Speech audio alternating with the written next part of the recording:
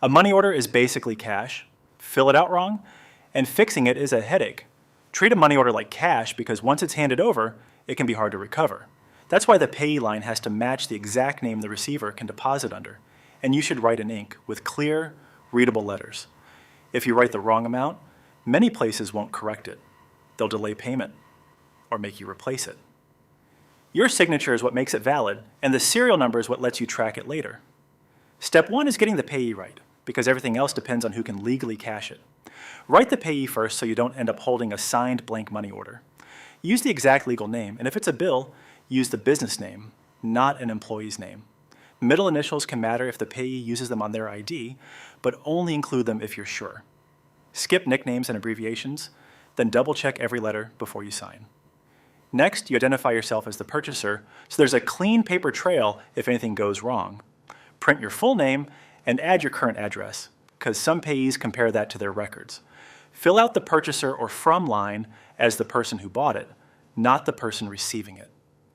Use the memo line for a simple reference like an account number or invoice number, but never put sensitive data like your full Social Security number. Make sure these details match what you intended in step 1. The signature step is where people accidentally ruin a money order, so be precise. Sign only on the purchaser signature line because the endorsement area is for the payee when they deposit it. Use permanent ink so it can't smear or be questioned. If you make a mistake, don't cross it out. Many issuers won't accept corrections, and you may need a replacement. Before you hand it over, verify the payee spelling one last time and keep the receipt as proof of purchase. After you hand it over, your protection is documentation, not memory. Save the receipt stub and record the serial number because that's the key identifier for status checks or a trace. A quick photocopy or clear photo of both sides gives you backup if there's a dispute. Log the amount and date so you can prove timing, especially for rent or bill payments. Replacement fees can apply if it's lost, so start a trace early if it doesn't arrive. If the payee name or amount is wrong, many issuers won't fix it. You'll replace it.